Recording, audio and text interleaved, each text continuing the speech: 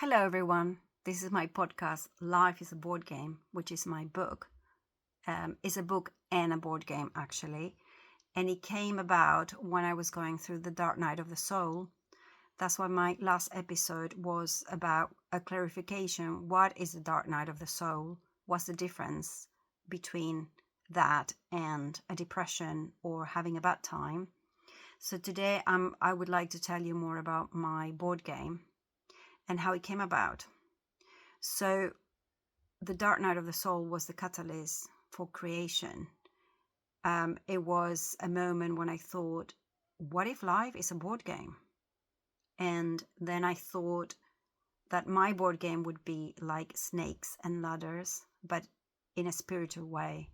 So instead of the snakes, I thought of the idea of a whirlpool, because that's how I felt. I felt that whenever I was feeling negative, it was like a whirlpool pulling me down.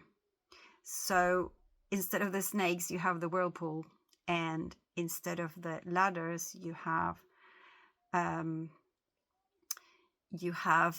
a spirit guide, which is something that I write about in my book as well, because I do believe in spirit guides, and I went through a ceremony to channel my spirit guides. So the board game also has 6 zones, and I will go into detail in my next episode. But today I just want to tell you more or less what my board game looks like.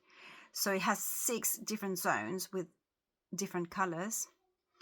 And when I was going through the dark night of the soul, I felt stuck. So being stuck is one of the squares that I have in each zone. Then I thought of player attack, because very often we feel like that someone is attacking you if we let them. And the third square is self-sabotage, which is when we attack ourselves. So I would like to go into more detail about these 3 squares that you find in each zone. So next episode will be about the 6 zones.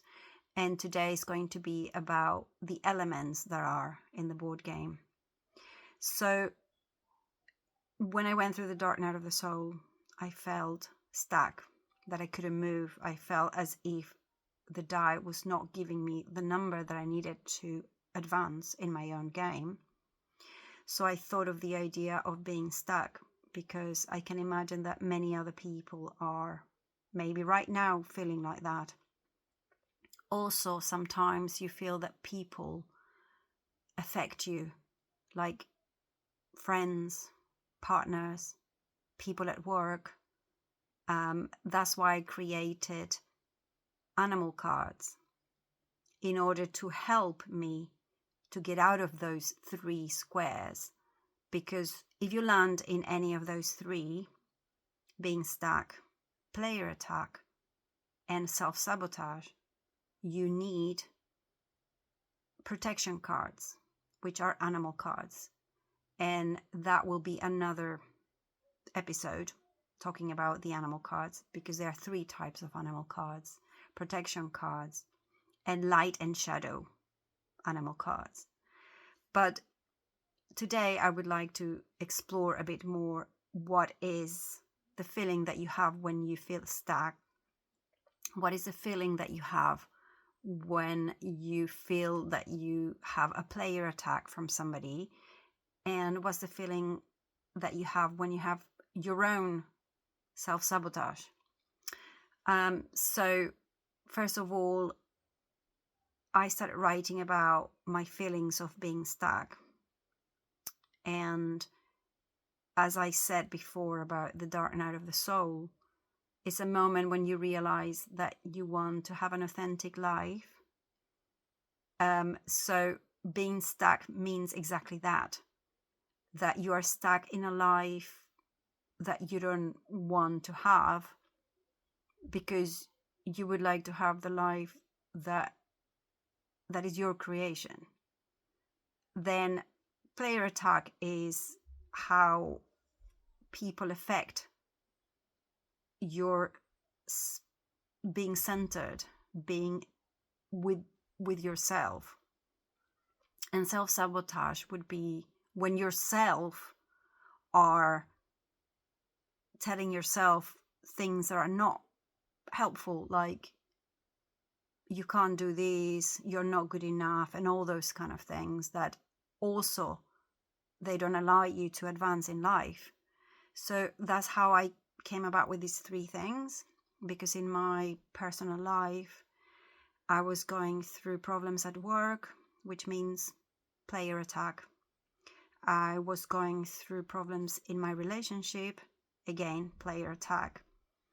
And I was feeling stuck because my life wasn't my creation and I needed it to be my creation. And when I felt stuck, also my own mind was telling me things that were not helping me. So this is basically the three squares that you find in each zone that represents our own state of mind. The zones also represent our own state of mind, and they are in order. They're in a specific order that I created, but equally, like in snakes and ladders, if you land on a number that has a whirlpool, then you would go down a level. If you land in a square that has a spirit guide, then that would be like a kind of inspiration moment that you see what you need to do. And then it would bring you up a level. So this is basically how my board game looks like, this structure. But I'm going to go more into detail of animal cards. And there are three types of animal cards. Protection cards, which they allow you to move forward in case you have fallen into one of those three squares. Light animal cards and shadow animal cards, and I will explain that in detail later on in another episode. But then you also have dream cards, and dream cards are more like goals, our desires, and that is a very important part of the game, because the purpose of the game is to go from zone, right now I'm just going to call it zone 1, 2, 3, 4, 5, 6. Later on I will tell you which one is what and what they mean, but the purpose of the game is to go from zone 1 to zone 6 with as many dreams as possible. So you have 3 animal cards, you have dream cards, but you also have challenge cards, which are the challenges that life brings you that they don't allow you to realize your dreams. So you have to work with both of them. And I will go more into detail about the cards, but today my episode was more about the structure of the game. So imagine a snakes and ladders board game, only that this time is a spiritual snakes and ladders board game. And it's fun because I made my own board game and I have tried with my family and with friends, and it's actually a fun game as well to play. But I will go into detail of what each card means and everything else. So for today, it's just like giving you a little taster of what the structure of my board game looks like. And next episode is going to be about each zone and what they represent.